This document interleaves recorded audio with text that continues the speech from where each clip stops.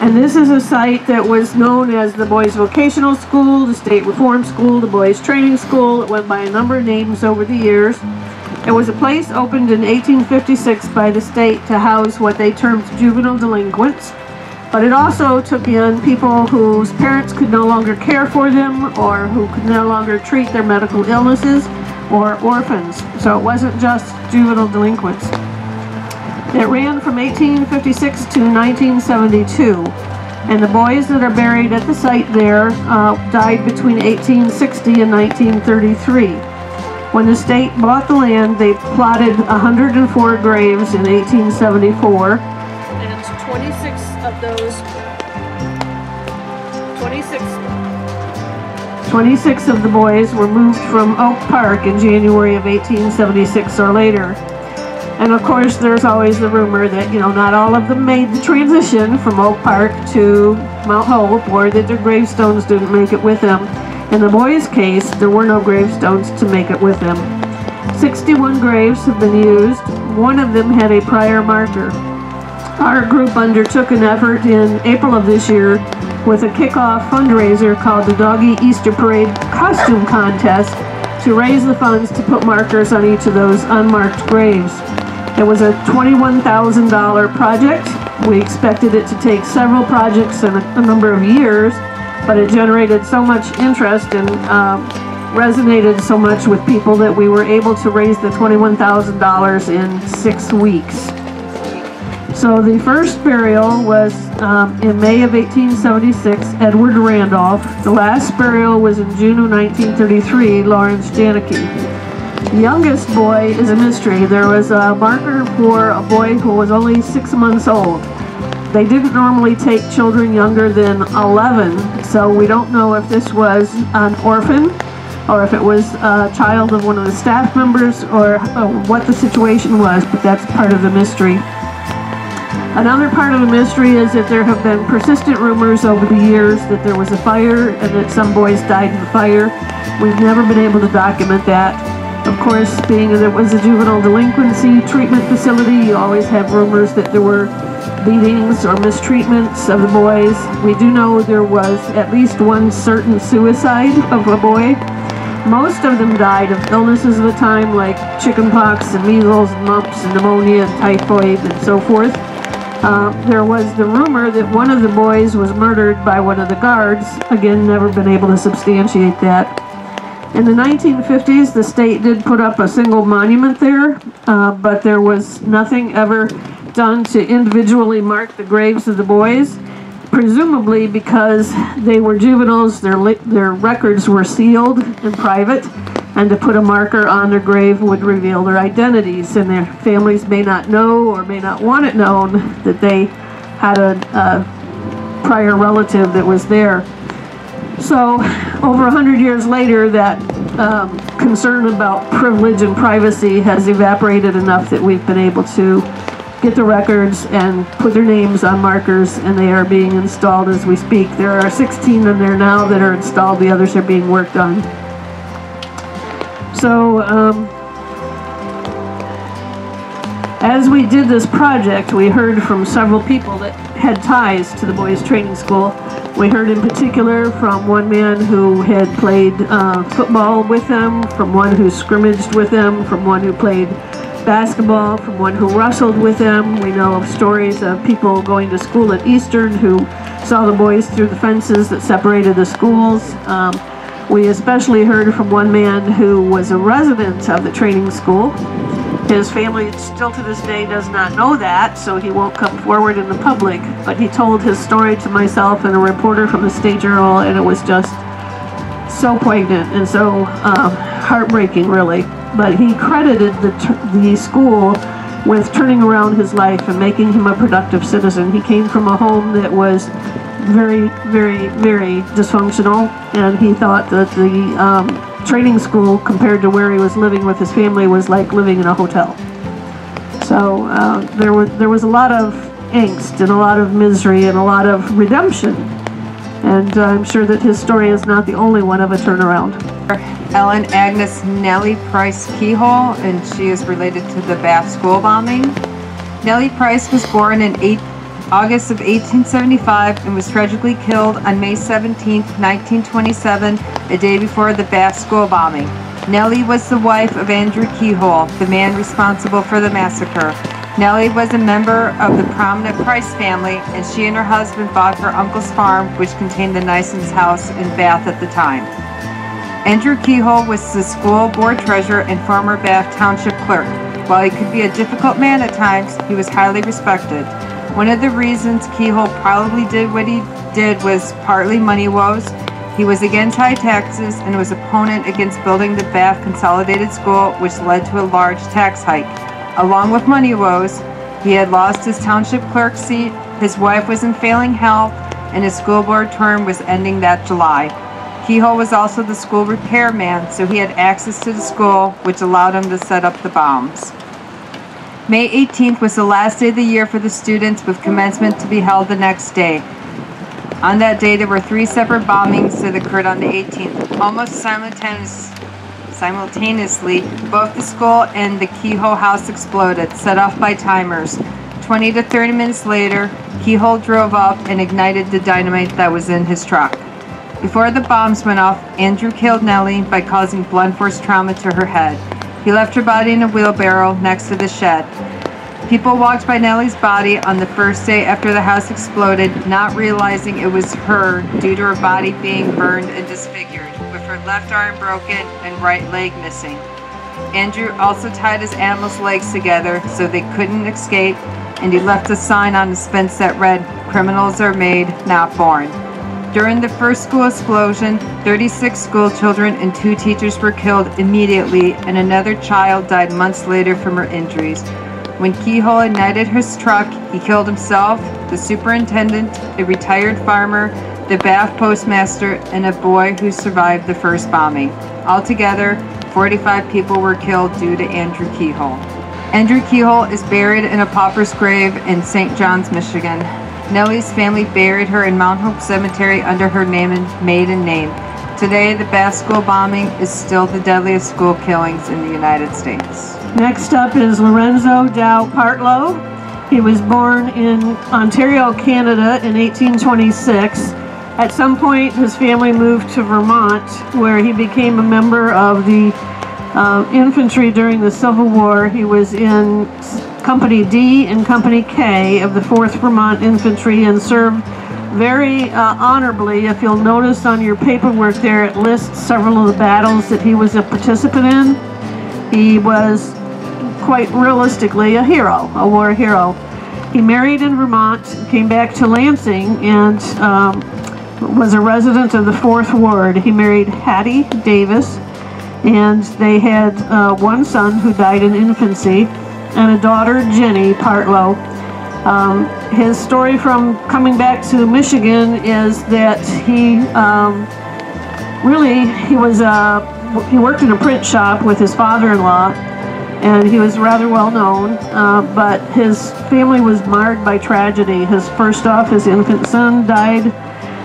His daughter Jenny married, and she married a Benjamin Vanderhoof in April of 1883. They had 4 children. When she was 26, she was trying to light a lantern at night and spilled lantern oil on her nightgown, and then her nightgown was ignited when she lit the lamp. She was burned to death in front of her family and her children. And later, he was so distraught that he ended up committing suicide. So she was judged to have been the most beautiful woman in Ingham County before her death. And there's no story that I could find of what happened with the children that they had after his suicide. But going back to his service in the war in Vermont, something had happened. We don't know what it was. We've not been able to track it down. But at some point in Vermont, he ran afoul of the law. Whatever it was he did, he was later exonerated. In 1859, the Vermont General Assembly Senate restored to him his legal rights and privileges. So whatever he did, he was found later to be exonerated from it, yet it was enough that even after all that time and all his heroic service in the war, his widow was denied a pension. This next one is the Logan Street Bridge Coffer Dam collapse. At this stop, we have 2 victims from the Logan Street Bridge cofferdam collapse that occurred on April 11, 1929. Out of the 5 victims that died that day, buried here are Isaac Holman and Frank Harris. We know very little about these men since they were recently hired to work on the cofferdam and they weren't from the local area. So I don't have anything else to share about them, unfortunately. On April 11, 1929, 13 men were working on the new bridge that was being built over the Grand River at Logan Street. The construction company built a cofferdam, a temporary enclosure built to keep the river out so the men could work in a dry environment. The collapse was most likely caused from the damage that occurred earlier that morning. At the old motor works yard, several boxcars jumped the tracks in a curve and tore into the supports of the approach. Piling was knocked loose and broken down, and the heavy steel beams that were supporting the roadbed of the viaduct were loosened and torn from their cement piers. With that damage and the pressure of the river, the north wall of the dam caved in. At the time, all 13 men were working 20 feet below the water level, but minutes before, 8 men exited the cofferdam, coming up to get supplies to patch up a slow leak that they had noticed. The railroad company tried to help, could not determine the exact date when the bodies were found after the search was resumed. I looked through the Lansing State News Journal at that time and I just couldn't find anything to say they found the bodies. Okay, next is the hotel fire at the Kearns Hotel.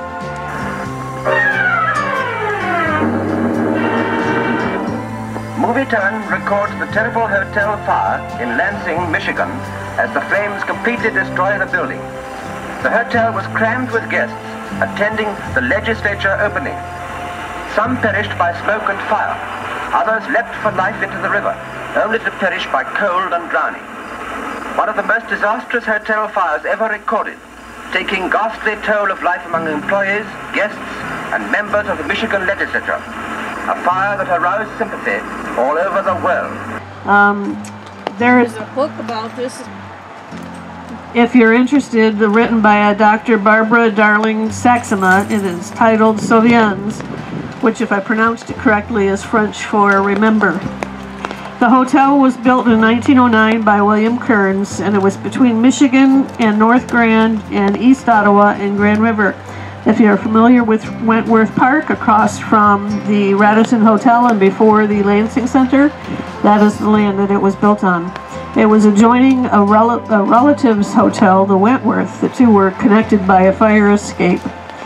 And on December 11th, 1934, this building, which contained a cafeteria, storefronts in the Grand River, a bake shop, a banquet hall, a dining room, a bar, and a laundry, along with 4 fire escapes, caught fire as a result of the hotel assistant manager discarding a cigarette carelessly. There were 211 rooms in the 4-story brick building with 215 guests that night. 32 died. 44 were injured, including 14 firefighters, and 2 more died later. 7 of those who died were state legislators, 1 senator and 6 representatives.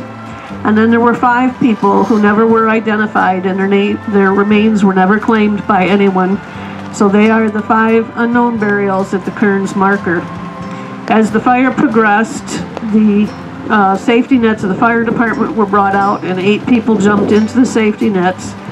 72 firefighters of the 97-man fire department fought the fire with 8 of the 11 fire department apparatuses. They were aided by Lansing and Michigan State Police, the Red Cross, the Salvation Army, Volunteers of America, and citizens.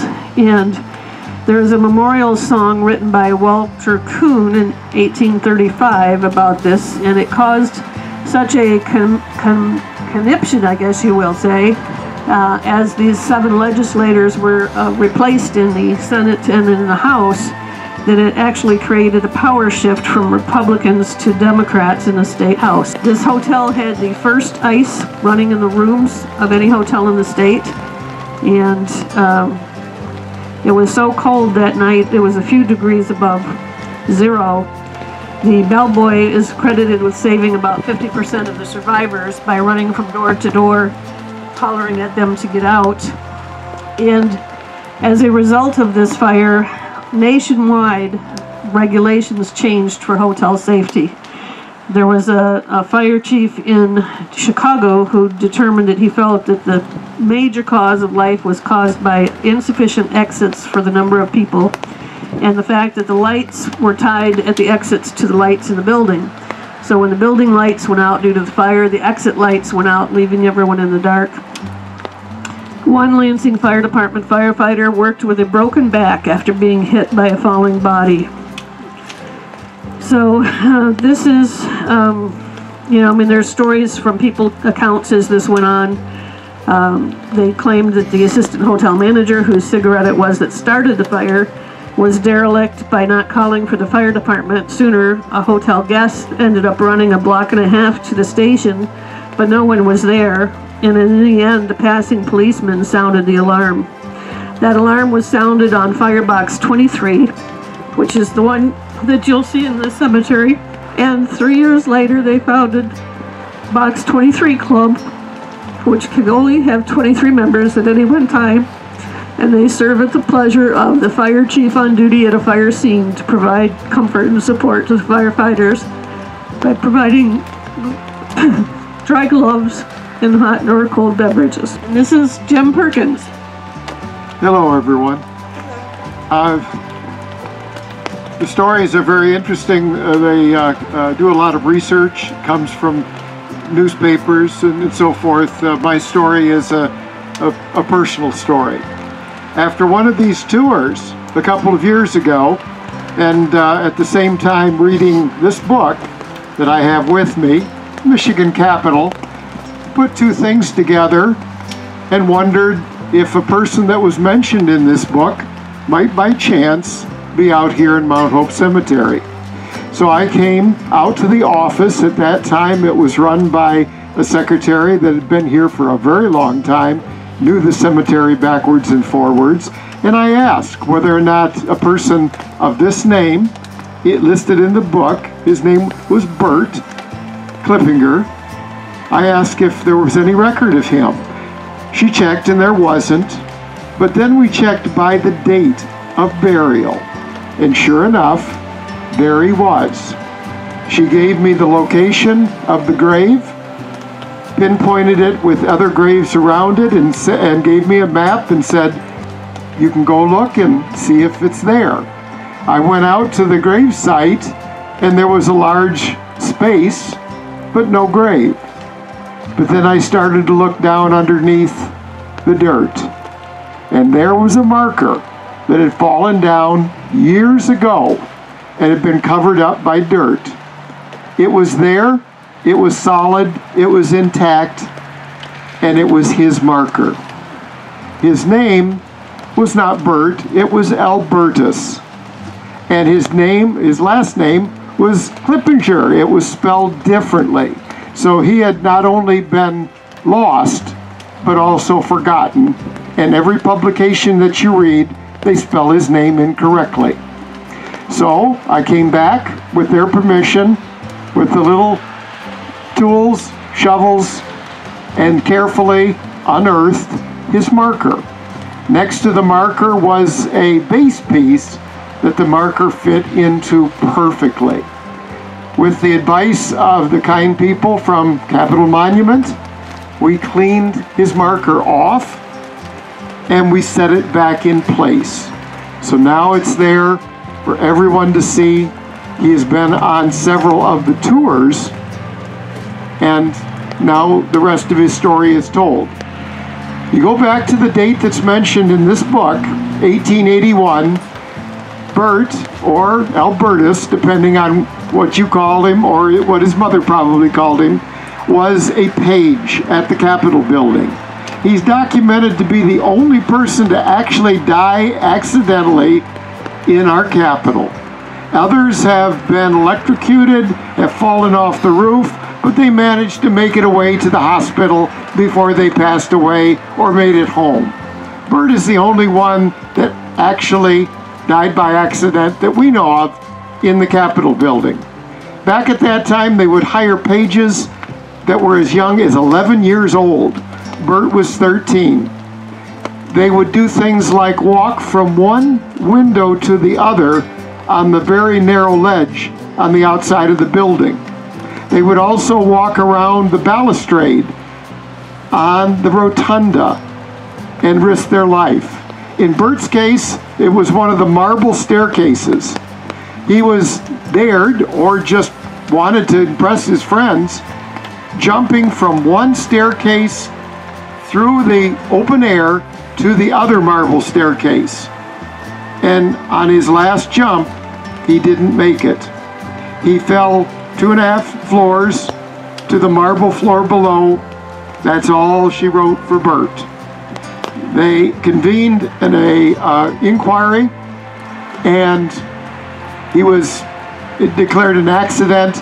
He was buried 2 days later, and like I say, his marker is now there for everyone to see. His name is correctly interpreted, and what everyone had referred to as Bert is really known as Albertus, and he's there. I've been lucky enough to work with the people at the Capitol. This is something that they definitely do not talk about on the tours, especially the children's tour. But it's a common story among the Capitol guides, the docents. I have been given the honor of being the one and only honorary docent at the Capitol, which means I have to work 1 day a year for Silver Bells if I want to. 2 years ago I was working. I'm assigned to the governor's parlor. I answer questions there. People come by, they look at the beautiful room that's the governor's parlor. During this Silver Bells tour, the gentleman came up, elderly man, wanted to take some pictures. So as he was taking some pictures, I told him it was just fine through the doorway. He dropped some of his brochures, and I reached over while he was taking pictures to pick them up. He looked up at me, said, "Thank you very much. My name is Bert." So you never know. In the book here, it says that he is supposed to be still at the Capitol, his spirit. Maybe that's true. If it is, it's a kind spirit and a very thankful one, because we found him and now he's there and you can visit him if you want. Our last story is about the Marble school murders, and if you're familiar with the Lansing vicinity, you may have heard of Marble School, and this is tied to that. John P. Marble donated the land in 1860 for the Marble School in Meridian Township. The school was built and opened in 1862 at Hagedorn and Bircham on the corner. It later closed in 1911, and then in 1934 a new brick two-story school was built and merged into the East Lansing School District. It is now a child development center, and there's a historical marker there that talks about the nearby beech tree called the Indian sign tree, used by the Chippewas on their hunt and fish trips when they wanted to find their place markers. But from that to this, John P. Marble versus Emily Marble, a case in the courts for divorce. The charge against her was for adultery, for living in open and notorious adultery in 1885. What happened apparently was this. John was married and had a wife with 4 children. She died. He had 4 children to care for, so eventually he brought in a woman named Emily, much younger than himself, to be a housekeeper and caretaker for the children. She had a son of her own at the time. He also hired a handyman and put him in a building next door with his family, and that man was named William Martin. Eventually, over time, Emily and William became an item. It destroyed William's family, it destroyed Emily and John's marriage. And at 3 years before the murders, John had moved out and was living in Lansing with a friend of his that he was paying rent to. He owned the land that Emily lived on. It was a farm with an orchard and a sawmill, and she was supposed to be leasing it from him and paying him rent. She never did pay him a cent. He heard through the grapevine that his belongings there were going to be disposed of by her, that she was going to get rid of them all, so he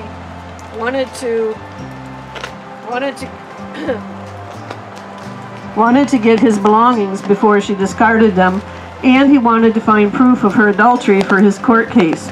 So he offered to pay his friend that he roomed with $50 if he would help him find evidence of the adultery.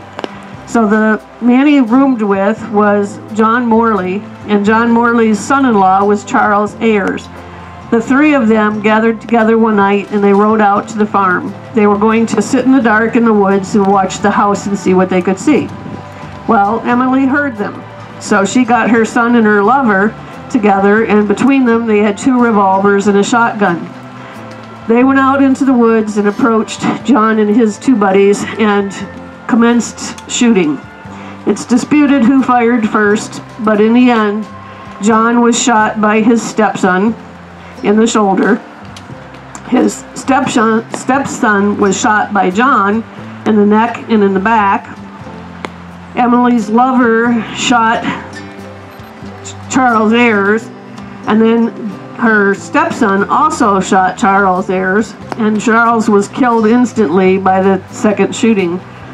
The friend that he roomed with, John Morley, was hit in the head with the butt of the shotgun by Emily's son, and he died later from his injuries. So we have 2 dead people, and it was quite a ruckus in the community at the time. John Marble went to the neighbors and told them what had happened, and they ran into town to get the police and the fire and the medics, and 3 doctors came back out and found all this carnage, just horrible carnage. There was one quote is saying that the first responders reported finding Ayers laying near a pile of mingled gore and brains, and portions of the brains were found sticking to a tree 2 feet above ground. This occurred in darkness at night, and it was 11 in the morning before the police could come and see actually what was going on, because it was finally daylight. The 3 of them, John Marble was wounded. Charles Ayers was dead. John Morley was dead. Her son, Chapman, was injured by his stepfather. And the only 2 people that were not hurt were the lovers, Emily and William Martin. William and Emily and her son were all tried and convicted and found guilty of second-degree murder. She was incarcerated at the Detroit Correctional Facility for Women, where it cost the state $1 a week to provide her food and clothing and shelter and imprisonment. So, I think, let's see, there was never any sign of what became of John's 4 children, whether he, remarried later or how he took care of those 4 kids. But he sold the farm, moved back into Lansing, and was noted as being the first entrepreneurial leader in the community. So that's the Marble Mystery. And that concludes the 19 stops today. We thank you for coming out, especially in the rain. Because of the circumstances, we are going to get our notes together and put them online on Facebook, along with this written summary and along with a map of the locations. Alright, fellow travelers, that's about it here for that little walking tour. Well, not exactly walking tour because of the rain. But it was cool to learn all that information. I'm going to have to go. They gave us a little map and stuff like that. And they told us that we can come back out here and walk around. I was thinking about doing it because the rain was starting to let up. But as you see, it's coming down real good right now. So I love getting together with this group, the Friends of Lansing Historical Cemeteries. The awesome group. I'll put a link down to their Facebook page. They have a Facebook page, and you can learn all about them. And then you can also donate money to them, because they said they're a great group. What they do is they go around to these cemeteries, and old tombstones and stuff like that are falling over and stuff like that. They will restore them, but they're a non-profit, so they could use help, because if you want to donate some money, look them up on Facebook, and you can donate some money to them, just a couple bucks maybe, It's a great group. So if you like this, hit that like button, share, subscribe. Any comments for me? Any comments appreciated. Any ideas for me to do? Let me know. I just might show up and do it. So till next time, my fellow travelers.